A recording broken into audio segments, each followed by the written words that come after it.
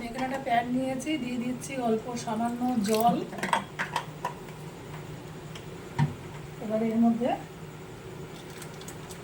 আমি দিয়ে দেবো 1 লিটার দুধ, নর্মাল রেগুলার দুধ। এখানে কিন্তু এটা ফুল ক্রিম দুধ নয়, টোন্ড যে মিল্ক, সেই টোন্ড মিল্ক দিলাম 1 লিটার। এটা দিলাম 1/2 লিটার, আর দেবো 1/2 লিটার।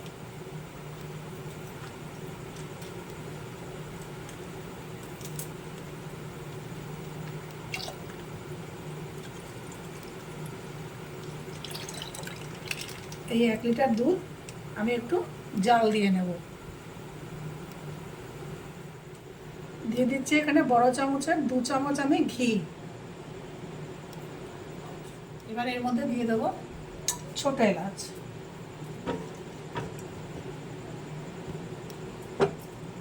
এবার বাজারে যে সিমুই কিনতে পাওয়া যায়, নর্মাল সিমুই, আমি সেই সিমুই নিয়ে নিয়েছি। দিয়ে দেবো এর মধ্যে।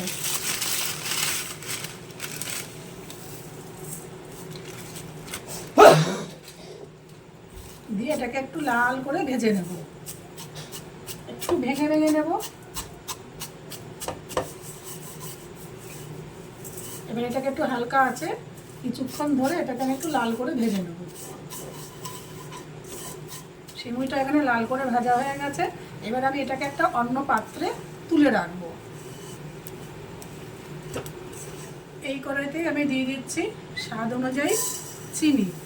চিনিটা আপনারা আপনাদের পরিমাণ মতন স্বাদ অনুযায়ী দেবেন।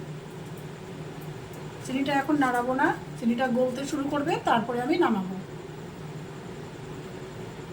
এই যে চিনিটা এখনও নাড়াবো না, আর একটু গলে যাবে, লাল হয়ে যাবে, ক্যারামেল হাওয়া যখন শুরু করবে তখন আমি গ্যাসটাকে অফ করে এটাকে নাড়া দেবো। এবার আমি একটু হালকা হালকা নাড়াবো, মানে নিচেটা পুড়ে যাবে।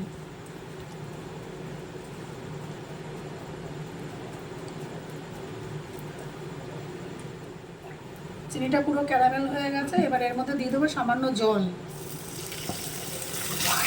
আঁচটা কমিয়ে দেবো। এটাকে গুলিয়ে নেবো, এটাকে গুলিয়ে নেবো।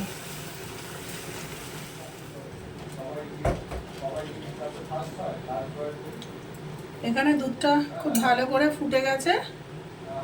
এবারে আমি এখানে দিয়ে দেব ভেজে রাখা সিমুইটা।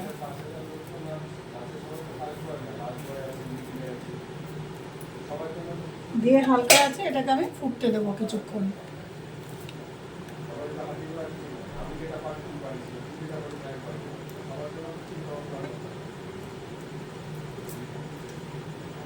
এবার দিয়ে দিচ্ছি সামান্য পরিমাণে লবণ আর বাদবাকি দুধ।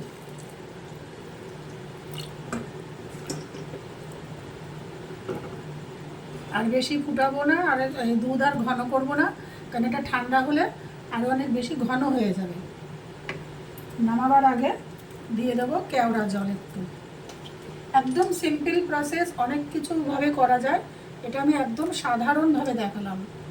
দিয়ে দিলাম এই 2 চামচ মতন, ছোটো চামচের 2 চামচ মতন কেওড়া জল। আরও অনেকভাবে করা যায়, সেগুলো আমি পরে নিয়ে আসবো নিশ্চয়ই আপনাদের কাছে। এটা একদম ঘরোয়া নর্মাল, খুব তাড়াতাড়ি তৈরি হয়ে যায়, কিন্তু স্বাদ হয় দুর্দান্ত।